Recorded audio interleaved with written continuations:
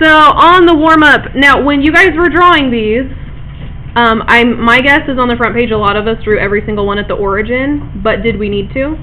No, you could draw them anywhere, because a vector is not a location, it's telling you how far it's moving horizontally and vertically. So for the R, I'm going to go ahead and start it over here because I feel like it. And then I should make sure that R goes to the right 6, 1, 2, 3, 4, 5, 6, and up 2. So there's my R vector. And then for me to show vector addition with the T vector, then I have to start at the end of this one before I do the movement for T. So it did not go left or right at all, but it did go up 5. So 1, 2, 3, 4, 5, there's T. And then how do I know what the resultant is? Yeah, connect them. I start at R and I go to T. Yep. So that means the R plus T is the vector 6, 7. They went to the right 6, up 7. Can we all get that? Yes. Okay. So number 7, when you jump down here, it says to draw the resultant. So I'm going to go ahead and start it at the origin, because it said to start it there. And then 1, 2, 3, 4, 5, 6. 1, 2, 3, 4, 5, 6, 7. Like that. And it said to sketch a right triangle. Did we all get the right triangle drawn in? Yes. Okay, so there's the right triangle. Labeling the side measurements that you know. So what are the side measurements that we know? Okay, 6 here, 7 here. How can you find the angle that the vector makes with the positive x-axis? So here's the vector, here's the positive x-axis, and so the angle that we make there is theta. So third period came up with 4 different ways. They came up with 4 different ways you could solve for theta. So there's definitely a few different approaches here. So what's one method we could maybe use? Yeah. Tan, theta, or 7 or 6. Okay, so why did you think tan? Because you have the adjacent and the opposite. Yeah, so adjacent and opposite. Okay, so if we use SOHCAHTOA, we can do tan theta equals opposite over adjacent. And then how would we solve for theta? Yeah, so we'd have to do tan inverse on each side. And then, did anyone get what theta should equal?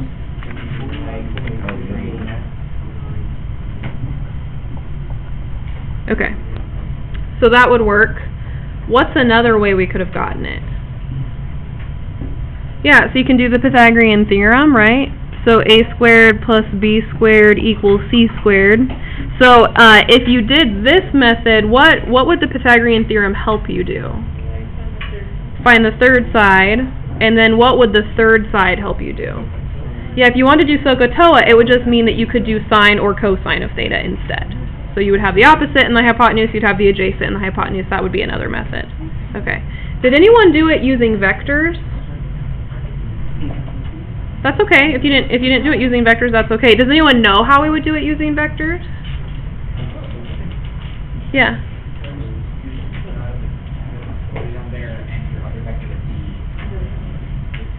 Yeah, so your other vector would be this one, and then we could do the method that we learned where we find the angle between two vectors.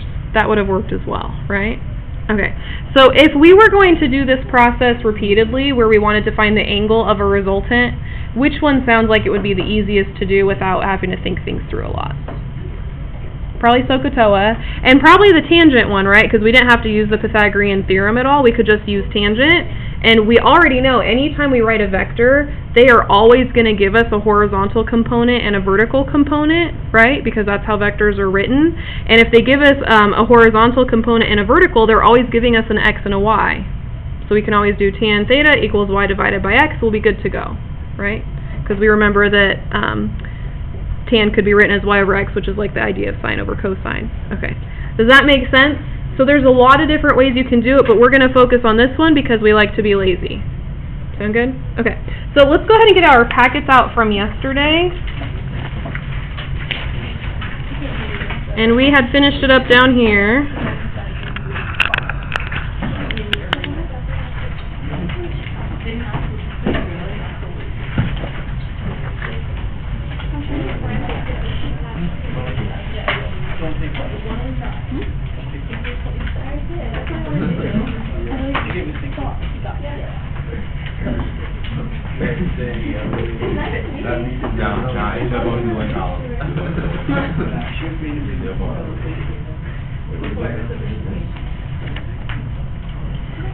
Alright, you do not have to write this down. I am just summarizing from yesterday so that we remember what we did. Okay? So, yep. So yesterday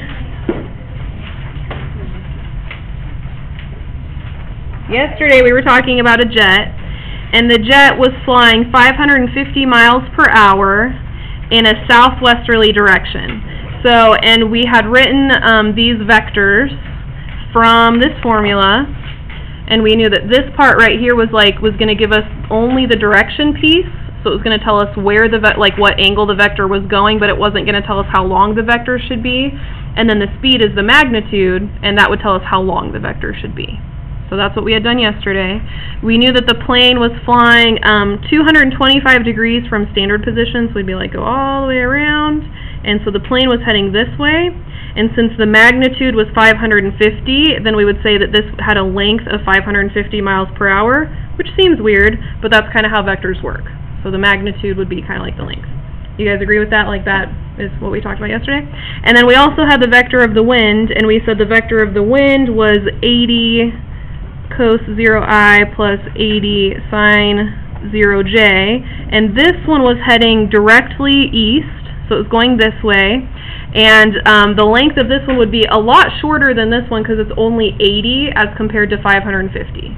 Does that make sense, that it would be a little bit shorter because it's talking about a shorter magnitude? So it would be something like that, and we'd say that's a length of 80. Also make sense? Okay. So now, if we're talking about the vector for the plane and the vector for the wind acting on each other, then we drew this picture. I'll go ahead and draw it like this. So I'm going to have a really long vector that represents the plane, because that was 550 miles per hour, right? And then my vector for the wind was 80 miles per hour. It went exactly this way.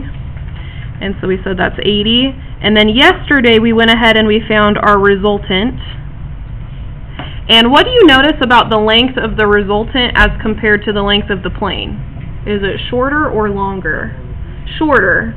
And when we found the actual speed that the plane was flying, what was the actual speed from yesterday? Yeah, 496.7. So that, as far as the magnitudes go, that makes sense, right? That this is a shorter length in the triangle, and so the speed should be less because the speed happens to represent the length. Okay, now at this point, we have our resultant vector, and we wrote this down yesterday as our resultant vector was when you added the plane and the wind together, and so we put all the cos stuff together, all the x's, and we put all the y stuff together, and then we stored this in our calculator. So at this point, we want to make sure these numbers are still stored. So if you used your personal calculator, then just make sure they're still in there. If you used a school calculator, you got to plug them back in. So let's double check. If you had your personal calculator yesterday, then you should be hitting alpha x and making sure, oh, I've redone mine. So the number it should be cos 225 plus 80 cos 0. The x value should be negative 308.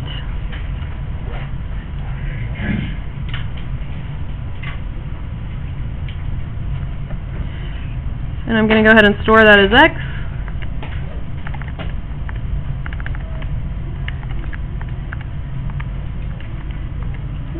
And the y value should be negative 388. So if you used your own personal calculator yesterday, you need to double check and make sure that those values are still in there. Okay.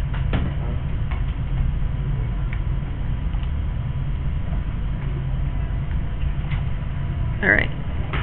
So everyone has that? So at this point, this is our resultant. I'm going to go ahead and make it dark so you can see it easily. So at this point, and this represents what the plane is actually doing. So based on the wind acting on it, where's the plane really going? So it's actually flying that speed, and now we want to figure out what this angle is right here. So I'm going to go ahead and look at my packet, and I want you guys to draw. You don't have to draw this whole picture, but in your packet you should maybe draw a little sketch so you can think about what you're looking for. So here's our resultant.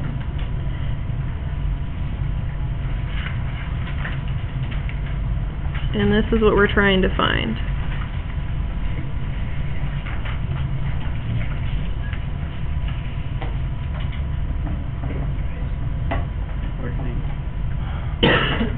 There's extras, if you look where it says pre-calc extra copies, it's up there. Okay.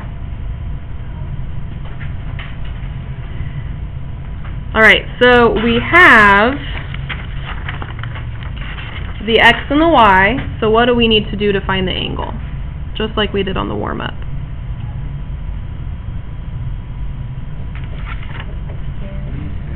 Yeah, so we're going to do tan theta equals the vertical part, the j part, divided by the I part. So y divided by x is what we're going to do. So I'm going to say tan theta equals y divided by x, and these are the y and the x that you stored in your calculator. So the y value that you're using is from right here. It's the negative 388.9 is technically what that number is. And the x value is negative 308.9. So in our calculator, we're going to type tan inverse of the number I stored as y divided by the number I stored as x.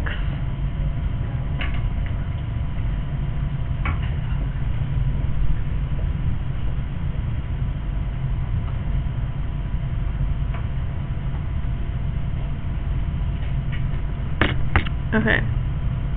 Now, the answer that they gave us, 51.5 degrees, that's a first quadrant angle. That's up here. Does that angle make sense as an answer for what we were just looking for? So if you guys remember, whenever we were solving equations and we used an inverse ourselves to solve the equation, we always had the possibility of two answers. So this is just a problem where the first answer makes no sense. So we have to look at the second answer. How do you get the second answer? You add 180 to it. So when we were doing it in the unit before, we would either add pi if we were in radians, or we would add 180, and that's how we got our other answers. So this is one where we should add 180 to get it in the correct spot. So if you add 180 degrees,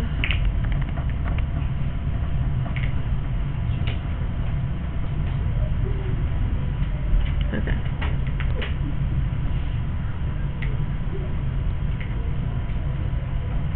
Does that make sense? We good? Okay. So the next part we want to look at is what direction the jet is flying. Now this is from standard position. This is like the math degree answer, but this is not how the question was phrased when they asked us the question. So when we were looking at the original problem, they said that it was a southwesterly direction. They said that the wind was from the west. They were saying it like that.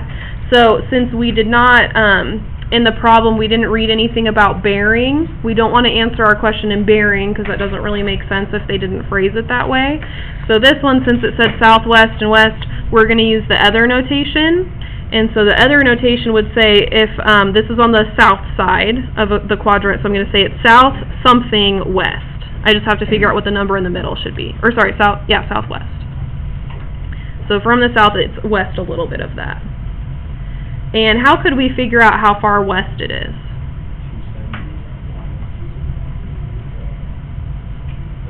Yeah, so 270 minus the 231.5.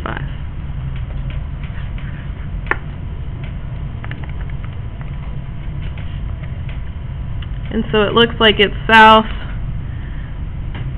38.460 degrees west.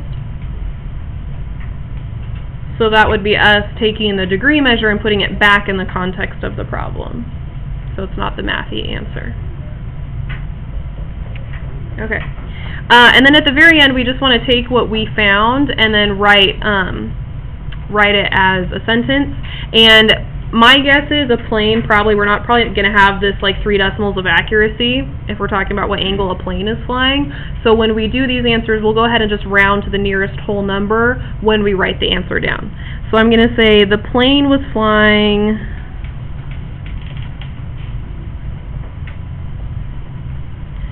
south 38 degrees west at a speed of 497 miles per hour.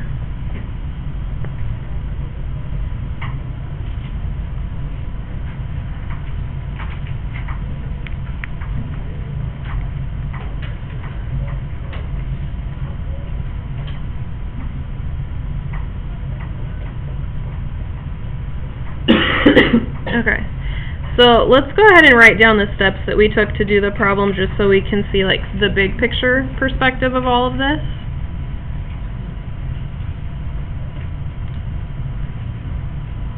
Okay.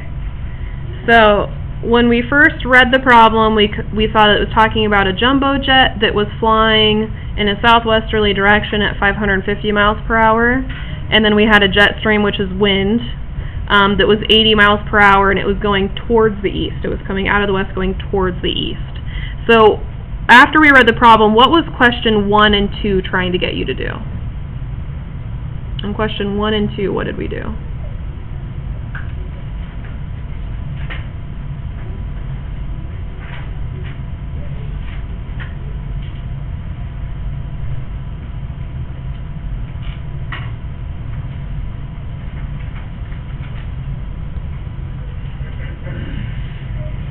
People at home are loving how long this silent pause is, so I'll wait for a while. Doesn't bother me any. What did we do in 1 and 2?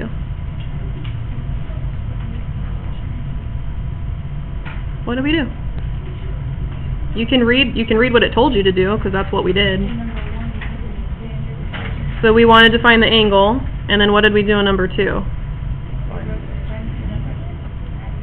We wrote the vector that represents the magnitude and direction of the jet.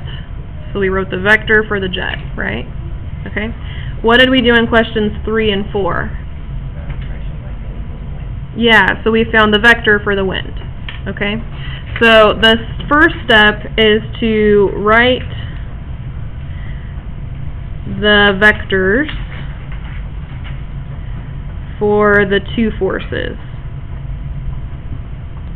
So in this case, we had wind in a plane. We could talk about like somebody swimming against a current. That would be two different forces. We could talk about like, oh gosh, what else? We could talk about wind and like a softball flying through the air, but having two different forces. So our first step is to be able to write the vectors for the two forces. All right. If we look at problem 5, what did we do in problem 5?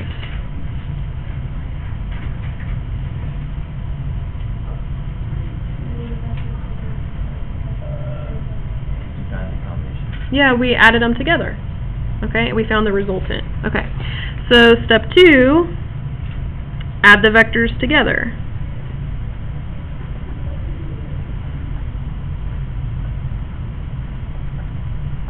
And then this, once you've added them together, this is called the resultant.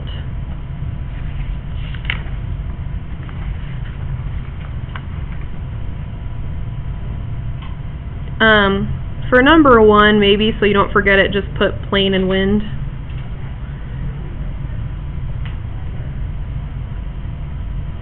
Okay.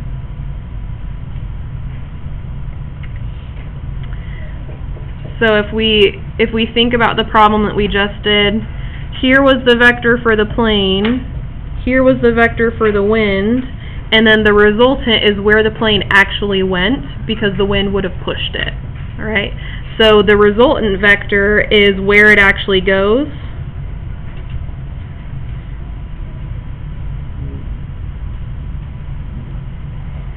So in a problem talking about a plane with wind pushing it, then the it would be the plane. If you're talking about a swimmer that's swimming against a current, then the it would be where the swimmer ends up actually swimming, that sort of thing. So where it actually goes. And when we added those vectors together and got the resultant vector, this is the point where we stored the x and the y values so that we wouldn't have to keep writing this part over and over and over again.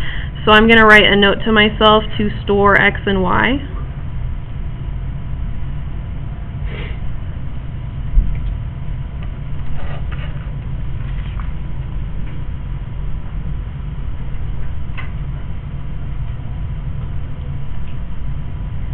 What did we do in problem number 6?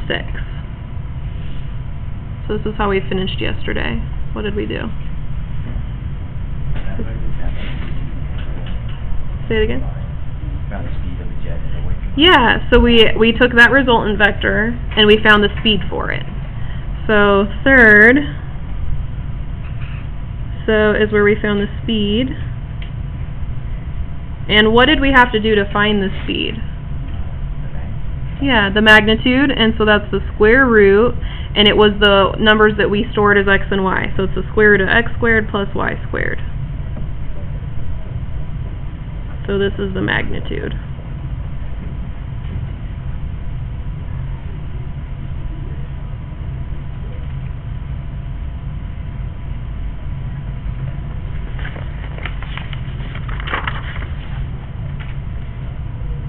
Okay.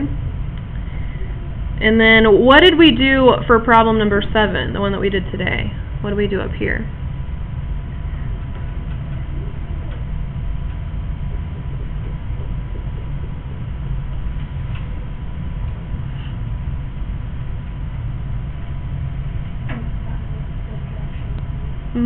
We wanted to figure out the angle that the plane was actually flying at. So we knew where it had tried to fly, but we wanted to see what actually happened when the wind was there. So I'm going to say the angle. We were looking for the angle. Oops, sorry. We were looking for the angle, and this is where we did tan inverse of y divided by x. And so this is us finding the direction. Yeah. We're not always going to do y divided by x or tan inverse. You don't have to do it that way, but that was like the easiest way to do it. Yeah. Because if you remember from the warm-up, we were saying another way you could do it was like using the Pythagorean theorem to figure out what that hypotenuse was, or we could draw this picture and find the angle between two vectors. You have a few different options, but that was the easy way. Okay, now there's 2 things to keep in mind with the angle. First thing, you want to check to see if you have to add 180.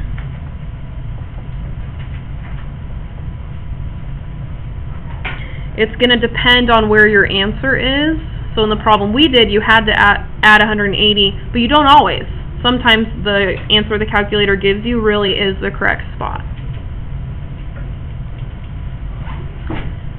And then the other thing we want to be careful of is when we looked at this one, the answer we got from our calculator was 231, but the answer we had to write for the context of the problem was south 38 degrees west.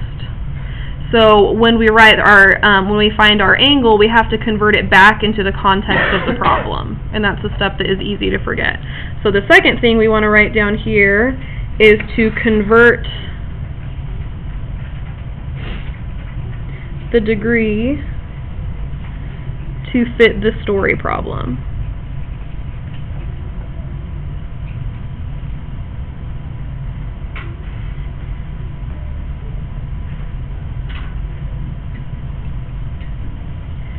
And then last, because I like to be obnoxious, you have to write a sentence. No!